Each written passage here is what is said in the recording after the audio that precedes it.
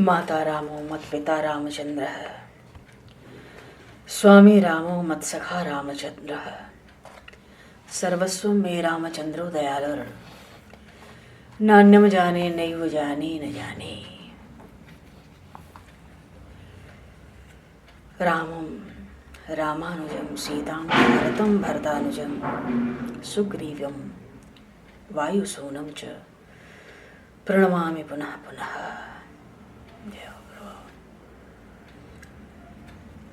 अच्छा, तो पूर्व प्रसंग में सत्संग की महिमा हुई, संतों की महिमा हुई, गुरु की महिमा हुई। गोस्वामी जी ने सबकी वंदना की, शास्त्रों की वंदना पहले की, फिर ईश्वर की, फिर गुरु की, फिर भगवान श्री सीताराम जी के। स्मार्त परंपरा से सबका क्रम चलाया और ये क्रम अभी चलेगा लंबा। और सत्संग की तो बात ही क्या है। कल भी प्रसंग आया कि सो जानब सत्संग प्रभाव, मत कीरति गति भूति भलाई, जब जही जतन जहां जही पाई। सो जानब सत्संग प्रभाव, लोकम वेद न आन उपाओ, बिनु सत्संग विवेक न हुई, राम कृपा बिनु सुलभ न सोई। सत्संगत मुद मंगल मूला, सोई फल सीधे सब साधन भूला। इस विषय पर हम लोग चर्चा थोड़ी कर चुके हैं। प्रसंग आगे आया था, सिया राम मैं सब जग जाने, करहूं प्रणाम जोरी जुग पानी। समस्त जगत ही भगवान का, परमात्मा का स्वरूप है। पर ये जो सत्संग की महिमा आई, देखो रामायण की जो कथा है, राम जी की जो कथा है, ये तो अपने में ही एक सत्संग है, अद्भुत सत्संग है। बिनु सत्संग विवेक न होई, राम कृपा बिनु सुलभ न सोई। आज तक जिसको भी सद्बुद्धि मिली, सुंदर कीर्ति मिली, सदगति, विभूति, कोई भी कल्याण, यश, उसके पीछे सत्संग ही होता है। रामायण स्वयं में एक सत्संग है।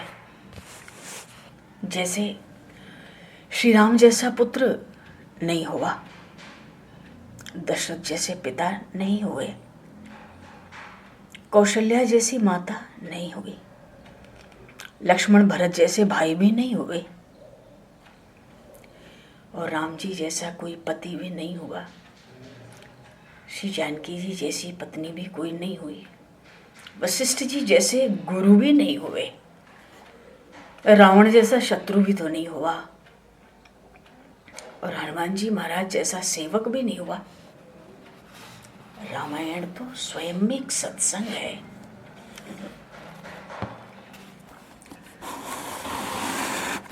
जब भी कहीं भगवान के अवतार चरित्र गाए जाते हैं, कहे जाते हैं, तो प्रभु श्री राम का आविर्भाव हो, उसके बाद ही श्री कृष्ण भगवान आते हैं।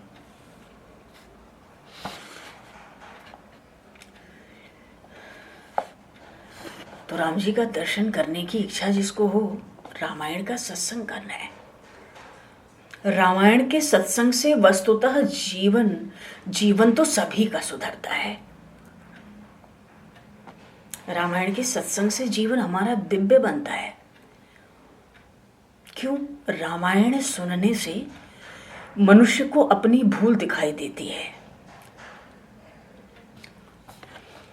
मानो ये जो श्री राम चरित्र हैं, ये तो मार्गदर्शक हैं।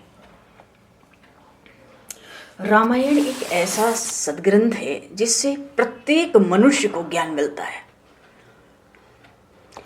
हमारा मन कैसा है, अगर हमें ये जानने की इच्छा है तो हम रामायण पढ़ें। जैसे जिसका अधिक समय आलस में, निद्रा में जाता है तो कुंभकर्ण है, कोई परस्त्री का काम भाव से चिंतन करे तो रावण है, जो रुलावे वही तो रावण है, जो परमानंद में रमण करे वो राम है। भाव है कि रामायण का मनन करेंगे तो हमें अपना मन रामायण में जरूर दिखता है कि हम कहाँ हैं।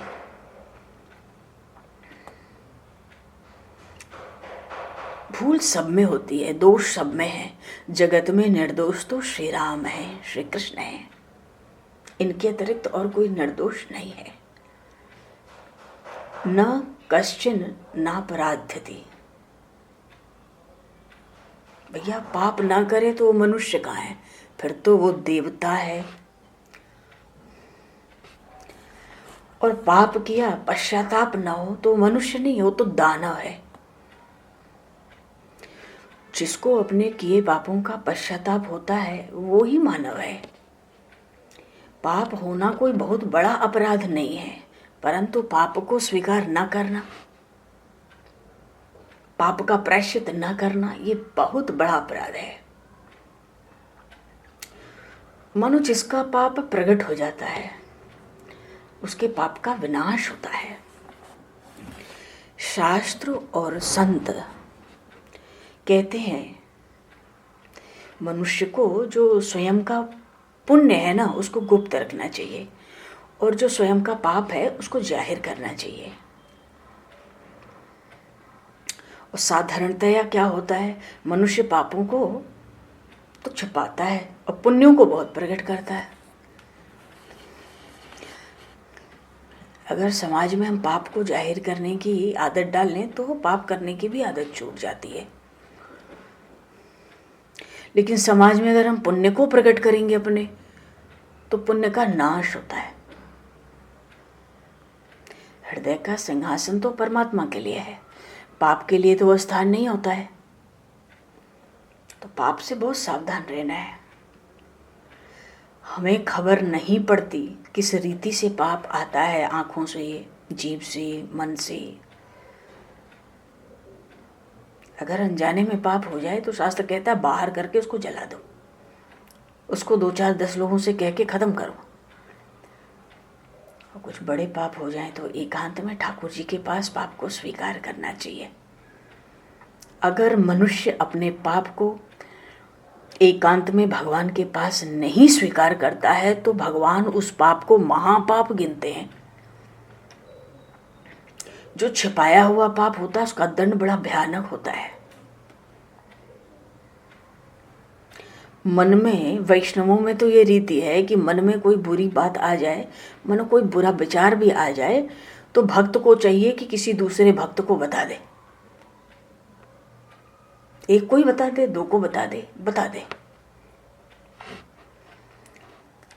रामायण की कथा हम सुनते हैं तो हमें अपनी भूल दिखती है, हमको पता पड़ता है यहाँ मेरी भूल हुई है, मुझे यहाँ सुधार करना है। रामायण की कथा सुनने से जीवन दिव्य बनता है। रामायण तो सत्संग है, विलक्षण है। पर जिसका जीवन दिव्य बनता है उसी को भगवान के दर्शन होते हैं, सबको भगवान के दर्शन नहीं होते हैं।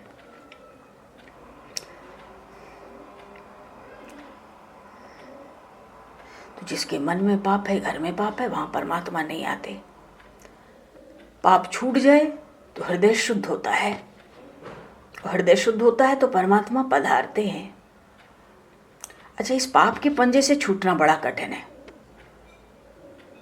अगर पुण्य का जोर शरीर में अतिशय बढ़ जाए ना तभी पाप की आदत छूटती है। अतिशय पुण्य हो तभी पाप की आदत छूटती है।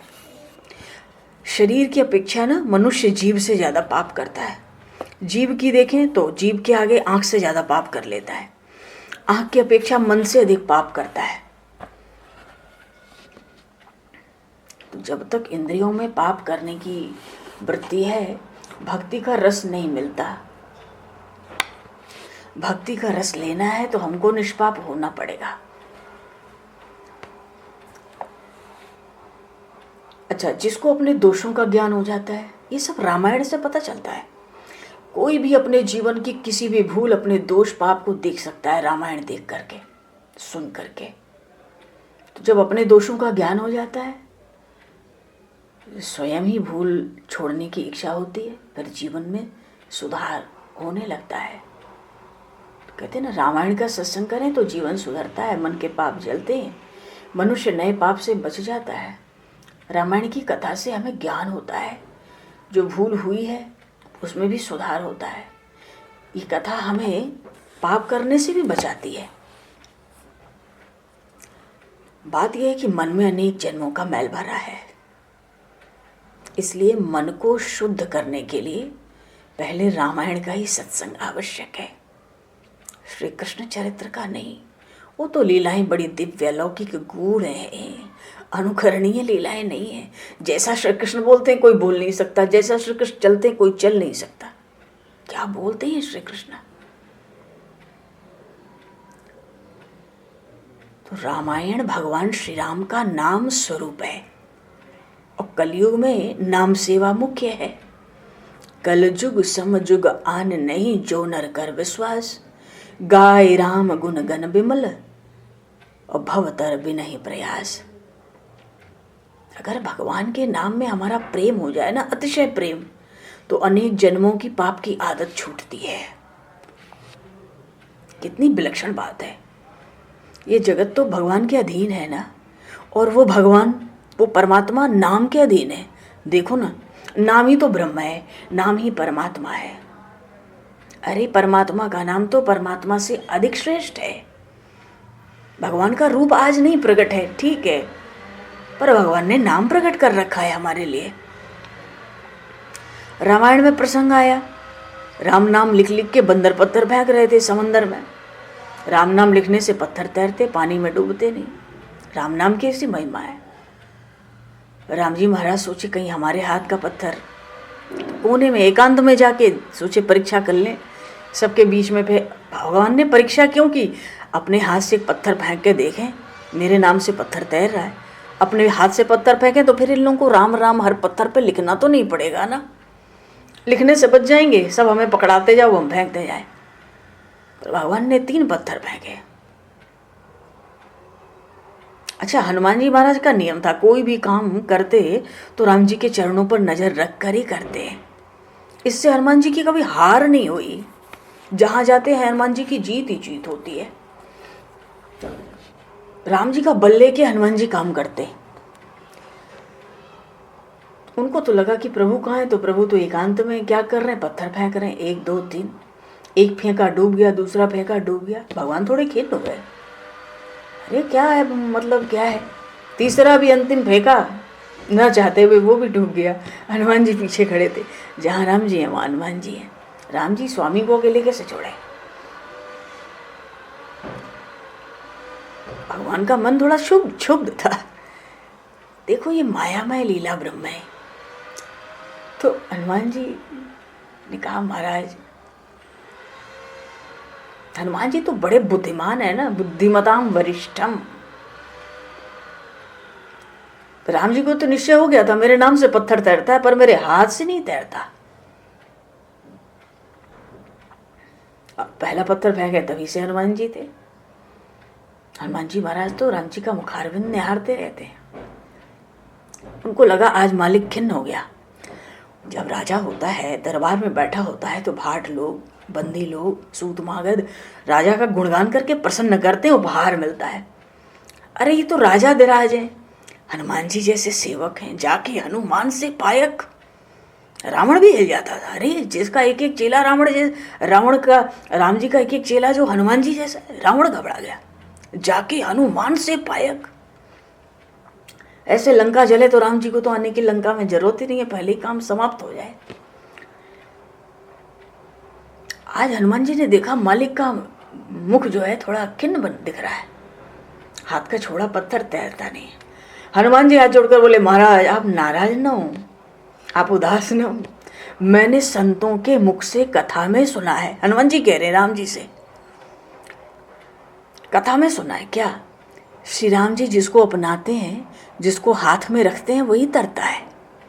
राम जी जिसको फेंक देंगे, हाथ से छोड़ देंगे, वो तो डूबेगा ही। अरे आपने जिसका त्याग किया वो फिर कैसे तैरेगा? तो आप जिसको हाथ में रखेंगे, वो पत्थर हो, चाहे कोई मनुष्य हो, पशु पक्षी हो, कीट पतंग हो, वो संसार सागर से तर जाएगा। पर आप जिसको हाथ से ही फेंक दोगे,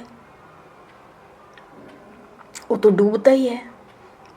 इसलिए महाराज पत्थर आपके नाम से तैरता है, आपके हाथ से नहीं तैरता। नाम से तैरेगा।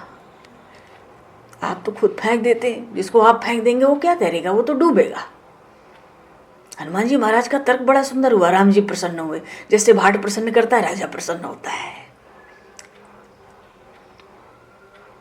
भाट की तरह हनुमान जी महाराज, सुग्रीव जी, जामवंत जी सबसे बढ़ के, और अंगद जी, लक्ष्मण जी महाराज सबसे बढ़कर भगवान को प्रसन्न करते थे, जैसे राजाओं को लोग प्रसन्न करते हैं। ये राजा अधिराज को जंगल में जहाँ रहते वहीं अपनी सजा लेते सभा और वहीं पे प्रसन्न करते। राम जी बड़े प्रसन्न हुए। हनुमान जी को पदवी दे दी, बुद्धिमताम वरिष्ठम। अरे ऐसा बलवान न हुआ है न होने का है। मनोजवम मारुत तुल्य वेगम जितेन्द्रियम बुद्धिमताम वरिष्ठम वातात्मजम वानर यूथ मुख्यम श्री रामदूतम शरणम प्रपद्ये। भाव है राम जी की अपेक्षा राम जी का नाम श्रेष्ठ है। इसी तरह राम जी के सत्संग की अपेक्षा भी रामायण का सत्संग बड़ा प्रभावशाली है।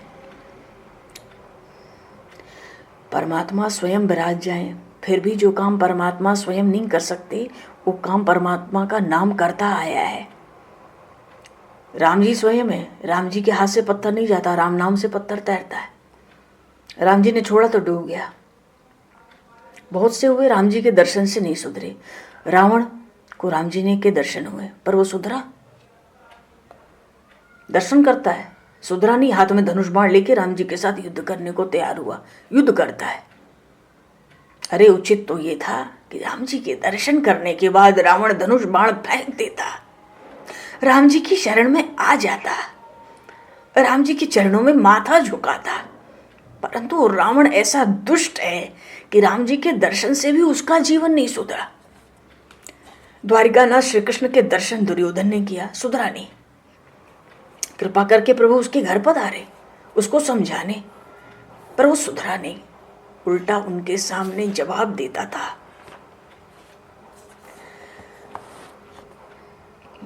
मानो भगवान भी हो, उनसे बढ़कर भगवान का सत्संग है। राम जी का सत्संग प्रत्यक्ष हो, उससे बढ़कर रामायण की कथा का सत्संग है। इससे जीवन सुधरता है। मरा तो रावण भी, मरा तो दुर्योधन भी, पर रावण और दुर्योधन के वंश बहुत बढ़ गए कलयुग में। 2-4 सिंह थोड़े थे रावण दुर्योधन के, हमारे जैसे ही देखते थे। जो पराये धन को दबा ले वो दुर्योधन है। जिसकी आंखों में काम है, जो जगत को, स्त्री पुरुष को काम भाव से देखता है, वो रावण है।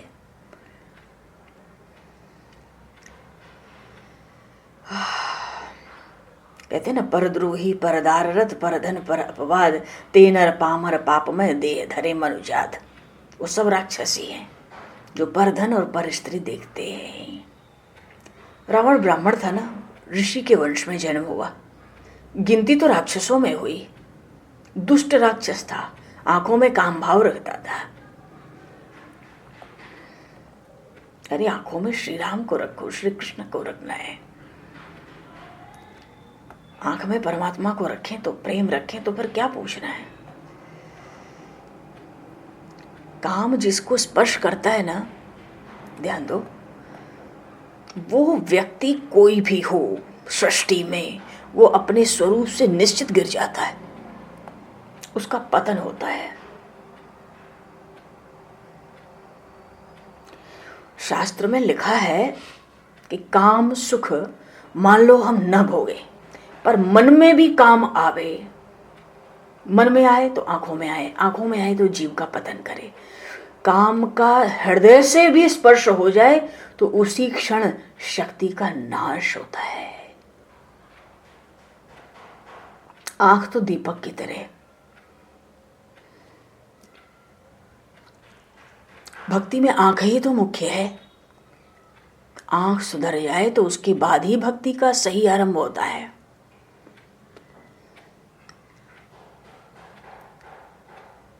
जब तक आंख नहीं बिगड़ती तब तक मन भी नहीं बिगड़ता। रावण की आंख बिगड़ी, रावण का मन बिगड़ा, रावण की वाणी बिगड़ी, समस्त जीवन बिगड़ गया। और तो और छोड़ो, और अधिक क्या कहें, हजारों वर्ष हो गए, लाखों वर्ष हो गए, रावण का नाम भी बिगड़ गया। आज अपने बालकों के बहुत से लोग नाम रखते हैं राम। आज तक किसी ने बालक का नाम रावण रखा है? पसंद किया है रखना? कभी किसी ने सड़क पर इधर उधर दाएं बाएं किसी को रावण भाई कह के बुलाया है? अरे रावण के नाम से घृणा आती है, उसका नाम लेना ही पसंद नहीं है। रावण बहुत दुष्ट है, राम जी के दर्शन करके भी नहीं सुधरा ना। तो कोई रावण जैसा भी क्यों ना हो, वो रामायण की कथा का श्रवण करे, रामायण का सत्संग करे, राम नाम का जप करे तो अवश्य ही सुधरेगा। ऐसी सामर्थ्य है। भगवान की जो कथा है वो अमृत है, भगवान का नाम अमृत है, ये अलौकिक है। जब जब हमारा मन किसी विषय में जाए, पाप में जाए, तब तब भगवान के नाम का अमृत, भगवान की कथा का अमृत।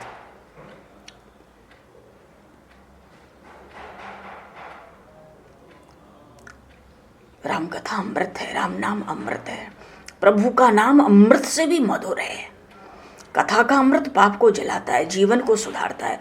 भगवान कपिल ने माता देवहूति से कहा कि माता जी केवल कथा सुन के श्रद्धा, रति और भक्ति हो जाती है, बैठे बैठाए कुछ नहीं करना। भक्ति और भगवान में अंतर थोड़ा ही है। श्रद्धा, रति, भक्ति तीनों कथा सुन के। श्रद्धा क्या है? शास्त्र पुराणों में जो लिखा है अक्षरशः अकाट्य विश्वास हो, हमें समझ आवे ना आवे, बात बिल्कुल सही लिखी है, ये श्रद्धा है। रति किसको कहते हैं? रति कहते हैं कि श्रद्धा करते करते शास्त्र पुराणों में, महापुरुषों की वाणी में रति हो जाती है, भगवान में भगवान अच्छे लगने लगते हैं। भक्ति के पहले भगवान अच्छे लगने लगते हैं, और जब भगवान अच्छे लगने लगते हैं और कथा सुनते ही जाओ, पहले श्रद्धा होती है फिर रति होती है। बहुत सुनने का, पढ़ने का, देखने का मन करता है, फिर भगवान अच्छे लगने लगते हैं, भीतर भीतर हृदय गुनगुनाने लगता है, फिर भक्ति भी होती है। सबका भक्षण करता है काल, सबको खाता है, उस काल का भी भक्षण करने वाले भगवान श्री राम। रावण को मारने के लिए राम जी को इतनी खटपट, इतनी लीला करने की क्या जरूरत थी? श्री राम तो परमात्मा है, सर्वशक्तिशाली है, काल के भी काल हैं। संकल्प मात्र से राम जी रावण को मार सकते थे। तो राम जी ने ये संपूर्ण लीला क्यों की भाई? अरे इसलिए कि सब लोग जितने समय रामायण का पाठ करें, श्रवण करें, कथा सुने, नाम लें, उतने समय जगत को भूल जाएं। भगवान श्री राम ने रावण को मारने के लिए अवतार नहीं लिया था। कलयुग के लोग ये लीला सुनकर उसमें तन्मय हो जाएं, इसलिए भगवान ने ये लीलाएं की हैं। आदर्श लीलाएं, मर्यादा पूर्ण लीलाएं। भगवान की लीला कथा मोक्षदायी है।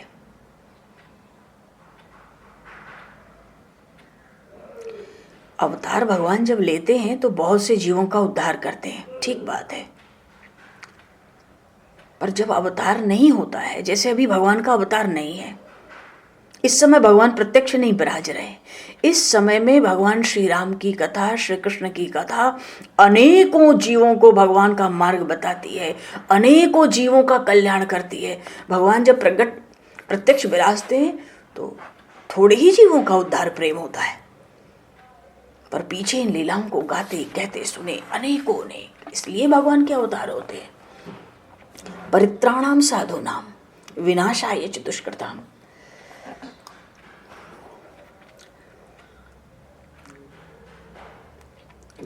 स्वभाव शुद्ध होना चाहिए, तब भक्ति में आनंद आता है। जो भी हमारा व्यवहार है वो निष्पाप हो। व्यवहार अगर शुद्ध होता है तो भक्ति का बहुत लाभ होता है। छोटा से छोटा पाप भी साधारण नहीं गिनना चाहिए। अरे साधारण चिंगारी भी किसी समय सब कुछ जलाकर भस्म कर देती है। पाप, अग्नि, शत्रु, रोग और ऋण ये साधारण नहीं होते, भले थोड़े ही हो। पाप, अग्नि, शत्रु, रोग और ऋण। साधारण पाप भी किसी समय बहुत बड़ा अनर्थ करता है। हमारे हाथ से बिल्कुल पाप न हो, ऐसी इच्छा हो तो सब में परमात्मा को देखने की आदत हमको डालनी है। पाप कहते किसको हैं? चोरी, हिंसा, व्यभिचार, ये महापाप है, ये साधारण पाप नहीं है, ये साधारण पाप नहीं है। अच्छा, मानो कोई ज्ञानी है, ज्ञानी के लिए, अब ज्ञानी है, महान ज्ञानी है, तो ज्ञानी के लिए भी कुछ पाप है। हाँ, क्या? द्वैत, भेद की दृष्टि, मैं मेरा तू तेरा। अगर ज्ञानी है, ज्ञान के मार्ग का है और मैं मेरा करता है, तू तेरा करता है, वो पाप है। गीता जी में आया सर्वभूतस थमात्मानम सर्वभूतानि चात्मनि। जहाँ भेद है, मैं मेरा का भेद है, वहाँ भय है। जहाँ भय है वहाँ कहीं किसी से राग है, किसी से द्वेष है। तो ज्ञान मार्ग में तो एक ही सत्ता है कि केवल भगवान ही भगवान है, ब्रह्म ही ब्रह्म है। और फिर ज्ञानी कहे कि मैं मेरा तू तेरा, तो पाप है। अब भक्ति के मार्ग में क्या पाप है? भक्त भक्ति करता है तो भक्ति के समय भी पाप है। हाँ, भक्ति मार्ग का पाप यह है कि भगवान राम जी की भक्ति करता है तो राम जी को भूल जाए, वही पाप है, जिस समय भूल जाए। श्री कृष्ण की भक्ति करता है इष्ट रूप से, श्री कृष्ण को जिस समय भूल जाए वो पाप है। परमात्मा का जिस समय विस्मरण हो जाए वो क्षण पाप होता है। श्रीधर स्वामी ने भागवत पर बड़ी सुंदर टीका की है, सब परिचित हैं, नाम ही सुना है, देखने को तो हमें भी नहीं मिली हाथ में अभी तक। तो श्रीधर स्वामी ने वहाँ पर कोई प्रसंग आते हैं कहीं, तो भाव ये रखा कि भगवान से दूर ले जाए, जो लक्ष्य से हिला दे, भटका दे, हमारा लक्ष्य जो छुड़ा दे, वही पाप है। क्यों? जाना है तो परमात्मा के चरणों में हमें, और पाप ले जाता है जन्म मरण के चक्कर में। अब कोई कर्म के मार्ग में चल रहा है, कर्म योग के मार्ग में है, तो वहां भी कुछ पाप है। हाँ, स्वधर्म का त्याग करेगा तो उसके लिए वही पाप है। तो ज्ञान मार्ग में मैं मेरा पाप है, तू तेरा। भक्ति के मार्ग में भगवान को भूलना पाप है, और कर्म के मार्ग में अपने धर्म का, कर्तव्य का त्याग करना पाप है। सब में तो एक ही प्रभु है। अगर ऐसी आदत पड़ जाए तो हमारी प्रत्येक क्रिया भक्तिमय और ज्ञानमय बनेगी। सिया राम मैं सब जग जानी, कर प्रणाम जोरी जुग पानी। व्यवहार शुद्ध रखे बिना कुछ नहीं होता। व्यवहार शुद्ध होता है रामायण से। जितना पैसा हमारे भाग्य में लिखा है उतना मिलेगा ही, उससे अधिक की कल्पना भी बुरी है, गलत है। कई बार हमें लगता है खूब पाप से धन कमा लें तो धन बढ़ जाए। तो ये जो धन है प्रारब्ध के प्रमाण से मिलता है। शास्त्र में लिखा है 3 बातें, संपत्ति, संतति और संसार का सुख। ये पूर्व जन्म में किए हुए कर्म के अनुसार ही निश्चित होता है। पूर्व जन्म में किए हुए कर्मों के अनुसार संपत्ति मिलती है, संसार का सुख मिलता है और संतान भी मिलती है। क्योंकि व्यवहार, भगवान की सत्ता पर शास्त्रों में श्रद्धा होती है तो व्यवहार अपने आप शुद्ध हो जाता है, मन पवित्र हो गया। फिर भक्ति में आनंद आता है। भक्ति में तन धन ये कोई चीज नहीं है, भक्ति में तो मन मुख्य है ना। मन ही बिगड़ जाए तो फिर भक्ति में मनुष्य को आनंद नहीं मिल सकता ना। तो व्यवहार खास बात है, व्यवहार को शुद्ध करना। तो रामायण का सत्संग करने से व्यवहार शुद्ध होता है। क्यों? रामायण में हमारा क्या कर्तव्य है? देखो, रामायण में पूरा वर्णन है, स्त्री धर्म क्या है, स्त्री का कर्तव्य क्या है, माता पिता का कर्तव्य क्या है, गुरु का क्या कर्तव्य है, शिष्य का क्या कर्तव्य है, समाज का धर्म कैसा है, राज्य धर्म कैसा है। मानो रामायण की कथा तो ऐसी कि मनुष्य मात्र को धर्म का बोध करावे कि भाई तेरा धर्म क्या है, ये समझ। रामायण में प्रत्येक पात्र बड़ा दिव्य है।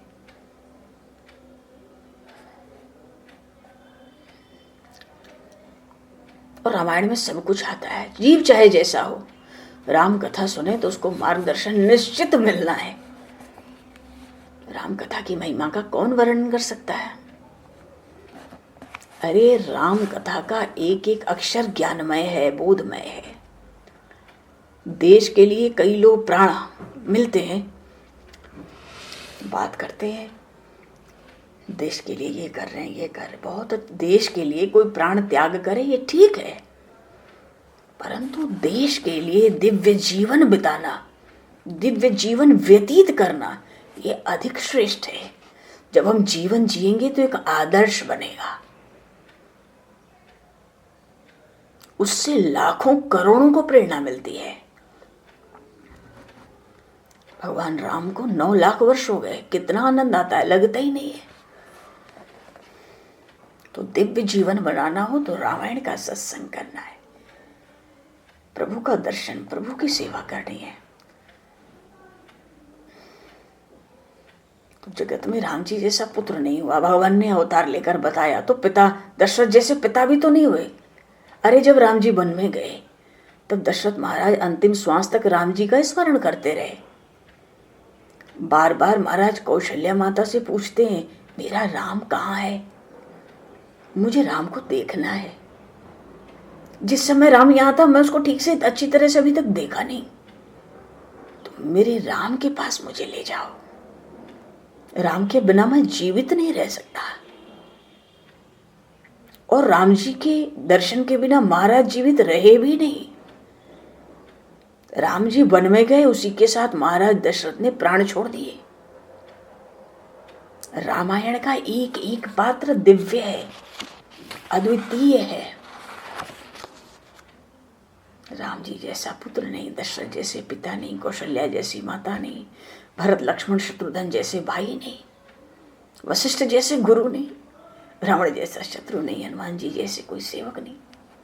तब रामायण तो गोस्वामी जी ने जो सत्संग की महिमा गाई तो यही कहा, बिनु सत्संग विवेक न होई, और राम कृपा बिनु सुलभ न सोई।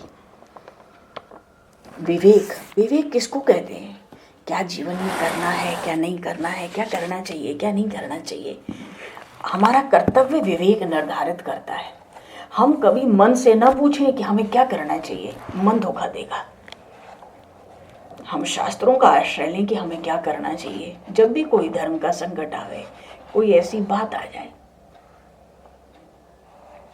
हमें शास्त्रों का आश्रय लेना चाहिए।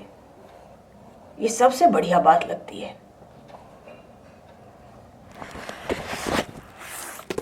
हरि शरणम। बोले श्री राम राजा सरकार की है। तो प्रभु प्रसंग में हम लोग कहाँ थे? हाँ, गोस्वामी जी ने देवता हो, दैत्य हो, नरनाग, खग, प्रेत, पितर, गंधर्व, कोई भी हो, सबसे कहा सब लोग मुझ पर कृपा करो, सब लोग मिल के कृपा करो।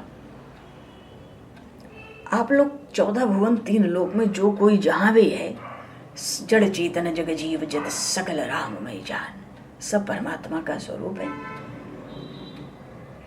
मैं तो सिय राम में सब जग जानी, करूं प्रणाम जोरि जुग पानी। तो जब सब परमात्मा का ही स्वरूप है,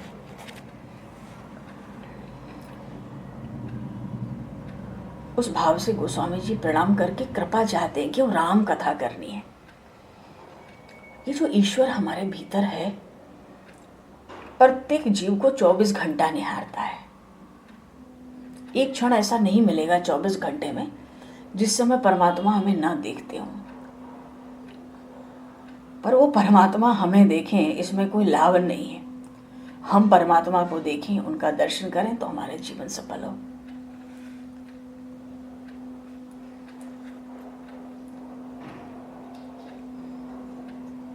मंदिर में भगवान का दर्शन करते हैं, ठाकुर जी के सामने खड़े होते हैं, तो ऐसी भावना हो कि ये मूर्ति नहीं, साक्षात भगवान है। मैं भगवान के, परमात्मा के दर्शन कर रहा हूँ, मैं अपने स्वामी का वंदन कर रहा हूँ। प्रभु की आंखों में कैसा प्रेम है, प्रेम से मुझे देखते हैं, मेरे भगवान मुझे देखकर धीरे धीरे होठों से हंसते हैं। आज मेरे प्रभु बड़े प्रसन्न दिखाई देते हैं। अरे वाह, एकदम उत्साह भर जाए। अब मैं भगवान का हो गया हूँ, मैं वैष्णव हो गया हूँ। मेरे ऊपर भगवान की बड़ी कृपा हुई, मेरे ऊपर भगवान की बड़ी कृपा हुई, बहुत कृपा हुई, जिससे सब कुछ छोड़कर मैं राम कथा श्रवण करने को बैठा हूँ। कथा की तो विलक्षणता इतनी है, इतनी महिमा है। अरे भगवान ने सुअवसर दिया है, कथा कहने सुनने का सुंदर अवसर। प्रभु बड़े निकट हैं, मेरे ऊपर अनंत उपकार कर रहे हैं। तरह तरह की रीति से भगवान के उपकारों का हमको स्मरण दर्शन करना चाहिए।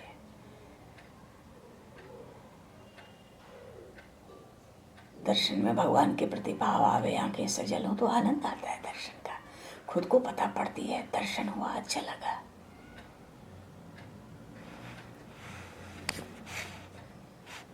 भगवान तो हर शरीर में विराजते हैं, वो सबके आधार है। इसलिए तो गोस्वामी जी कहते हैं सिया राम मैं सब जगह जानी, करो प्रणाम जोरी जो। अच्छा, हमारे शरीर में ईश्वर विराजमान न हो तो हम बोल नहीं सकते। वो जो भीतर विराजमान है ना, वो बोलने की शक्ति देते हैं।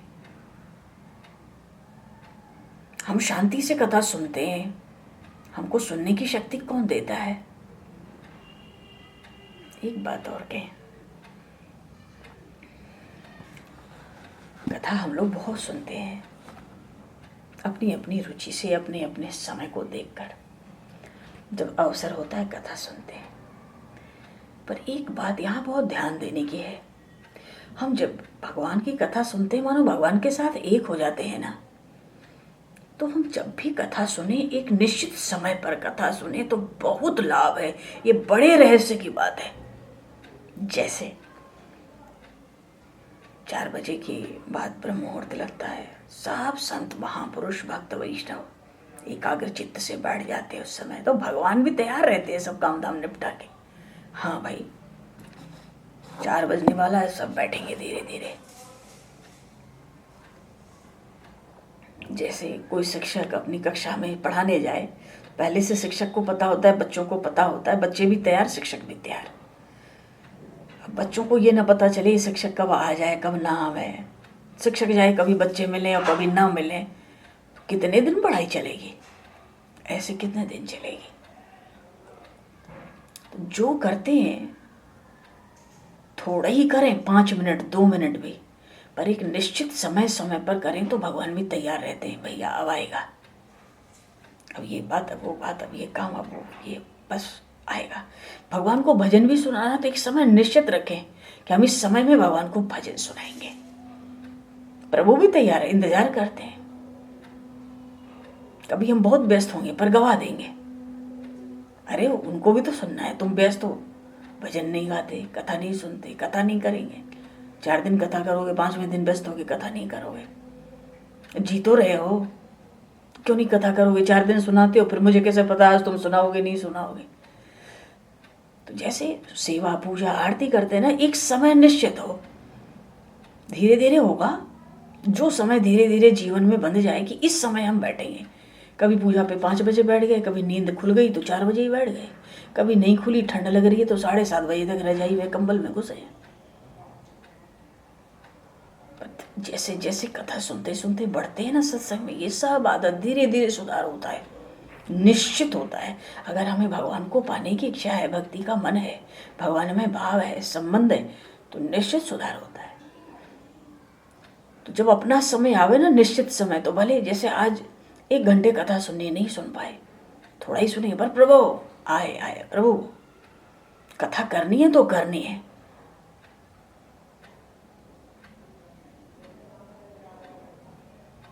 आरंभ में कभी ऐसा 1-2 बार लगा, काफी समय पहले, आज तो कथा करने का समय नहीं है, कल में क्या किया जाए, चलो देखा जाएगा। अरे इतने भी आवाज थक्के, इतना भाव बना, चलो देखते देखते, अंदर से एक धक्के से आवाज आई, भाई जीते रहना, तो बैठ जाना, हम भी सुनेंगे, तुम भी कहना। प्राण प्राण के, जीव जीव के, आत्मा की आत्मा है भगवान राम। सुख के सुख है वो परमात्मा जो भीतर बैठे। तो जीवनी व्यस्तता में जाए कुछ नहीं होगा तुमसे, नियम से हटो, किसी काम के नहीं हो। तो एक जो निश्चित समय पे काम होता है तो प्रभु भी तैयार रहते हैं, और जब वो तैयार हो जाते हैं कमर कस के, तो फिर अपनी व्यवस्था वो खुद संभाल लेते हैं।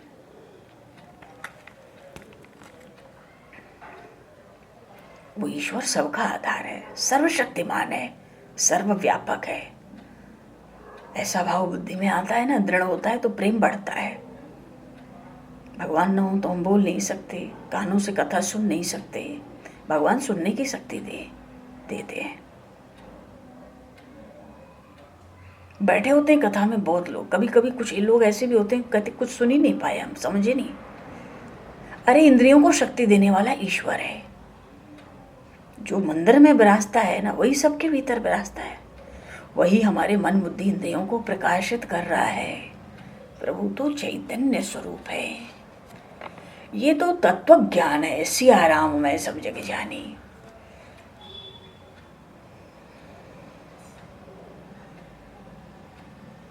सब में ईश्वर का दर्शन बहुत आवश्यक है। मूर्ति में भाव लगे पर बोलते चालते भगवान में भाव सिद्ध न हो। सृष्टि उत्पन्न की, भगवान हर पदार्थ में प्रवेश कर गए। अगर भगवान प्रवेश ना करें तब तक सारी सृष्टि बेकार है। इसका मतलब है ईश्वर सब में है। श्री राम फूलों में भी विराजते हैं। अच्छा बताओ, रास्ते में फूल पड़ा हो दिखे तो उस फूल के ऊपर पांव रखकर क्या हम आगे बढ़ पाते? बड़े सावधान होकर पैर रखते, अरे फूलों पे ना पड़ जाए भाई।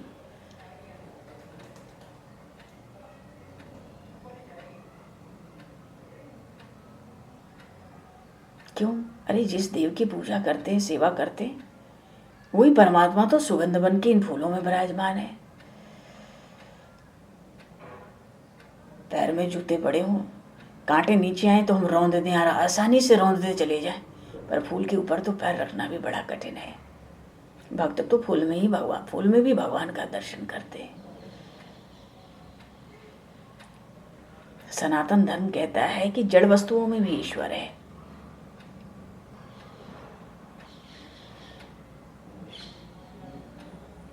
कोई ऐसा है नहीं, सिया राम मैं सब जग जानी, करहु प्रणाम जोरि जुग पानी। तो श्लोक आया कि सर्वभूतेषु यह पश्येत भगवद भावात्मनः भूतानि भगवत स्यात्मान्येष भागवतोत्तमः। उत्तम वैष्णव जो है ना, वो जड़ चेतन में सब में अपने इष्ट देव का ही दर्शन करता है। सुबह सुबह धरती माता पे पैर रखते हैं, कभी सीधा पैर नहीं रखना चाहिए, उनको नमस्कार करना चाहिए, प्रणाम करना चाहिए। वो माता है, भगवान श्रीपति कहलाते हैं। श्री देवी, भूदेवी, लीला देवी सबके स्वामी हैं। धरती माता है, माता के हृदय पे चरण कोई कैसे कठोरता से रख सकता है? उनकी वंदना करके, उनसे प्रार्थना करके और अपनी विवशता के लिए क्षमा मांग कर कि पैर तो हमें रखना ही है माँ, क्षमा करो, कोमलता से रखना चाहिए।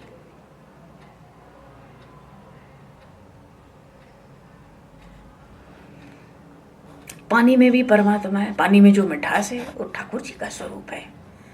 भगवान ने गीता जी में कहा है, पुण्यो गंध पृथ्वीयाम च, जल का रस है, पृथ्वी की गंध है, पानी की मिठास भगवान ही है। तो जो विलक्षण भक्त होते हैं,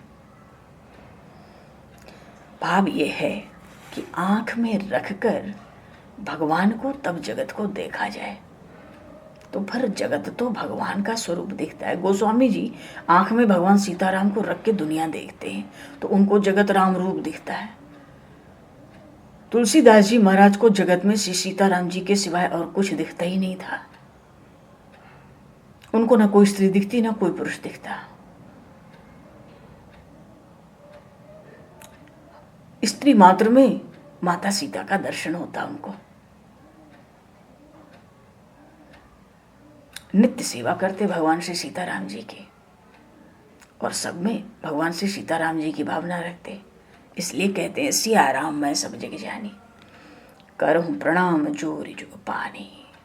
ये भावना दृढ़ हो तो भक्ति में बहुत जल्दी और विलक्षण लाभ होता है। अंदर तो परमात्मा रहते हैं, किसी क्षण भगवान का वियोग नहीं होता।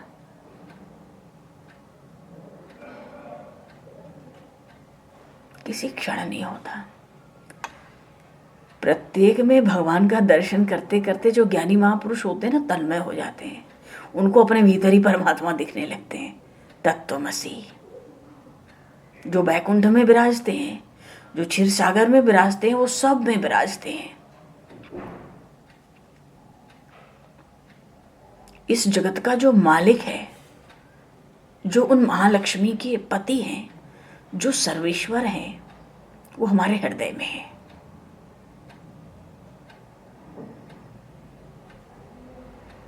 लोटे में पानी भरा हो तो पानी तो बाहर फेंक सकते हैं, पर उस लोटे के अंदर जो शून्य आकाश है उसको कौन बाहर निकाल सकता है?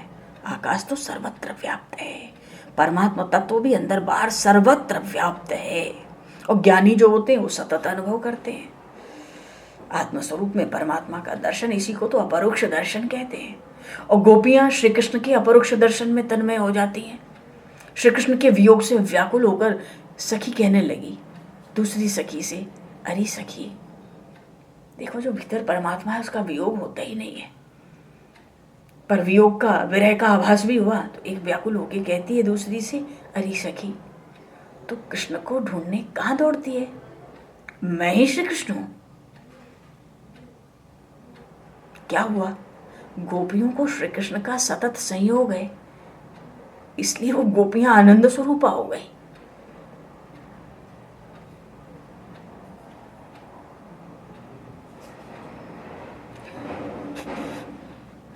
काशी में जाओ, अयोध्या की तरफ जाओ तो ऐसी पद्धति है, कोई किसी को मिलता है ना तो राम राम कहता है 2 बार, राम राम जी, राम राम। 3 बार राम राम, 4 बार राम राम नहीं बोलते, 2 बार राम राम बोलते हैं। 1 बार नहीं, 3 बार नहीं, 2 बार। क्या कारण है? जो मुझे दिख रहा है वो मेरा राम, और मेरे अंदर जो तुझे दिख रहा है वो तेरा राम, तो दोनों में राम हो गए। तो राम जी के प्रकाश, परमात्मा के प्रकाश में ही तो जगत दिखता है। प्रभु ही तो प्रकाश देते हैं। प्रकाश मिलता है तो क्या होता है? हमें वस्तु दिखती है। सामने वाला कोई मिला तो मुझे उसमें राम दिखा, उसने हम में राम देखा, दोनों राम राम हो गए। तो राम राम जी। तो जो दिखता है वो राम, और जो देखता है वो भी तो तत्व दृष्टि से राम जी का ही स्वरूप है। तो भैया तुम 2 बार राम राम कहने का अर्थ होता है तुम मेरे भीतर वाले राम जी का दर्शन करो और मैं तुम्हारे भीतर वाले राम जी का दर्शन करूं।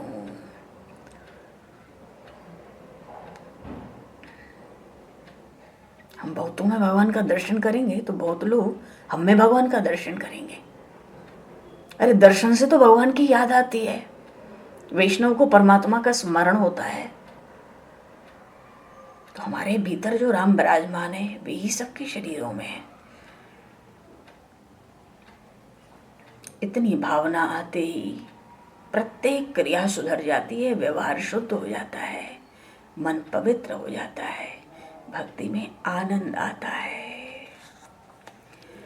तुझ में राम, मुझ में राम, सब में राम समाया है। करो जगत में प्यार सभी से, कोई नहीं पराया है। बोलो राम, बोलो राम, बोलो राम राम राम, बोलो राम, बोलो राम, बोलो राम राम राम। यह है रामायण जी का सत्संग। सत्संग की महिमा बहुत कही सुनी। रामायण की कथा, राम कथा तो स्वयं ही विलक्षण सत्संग है। एक एक पात्र सत्संग है इस राम कथा का। दिव्य पात्र, दिव्य चरित्र, आदर्श चरित्र, अलौकिक। हरि शरणम। समय को दृष्टिगत करते हुए 2 पल नाम संकीर्तन बोलेंगे। आप लोग बोलो। थोड़ा सा गले में भी बहुत अच्छा नहीं लग रहा, पर सब अच्छा है, शक्ति वही देते हैं।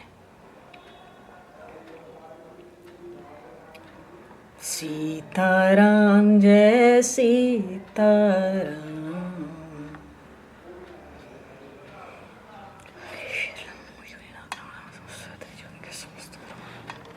सीताराम जय सीताराम।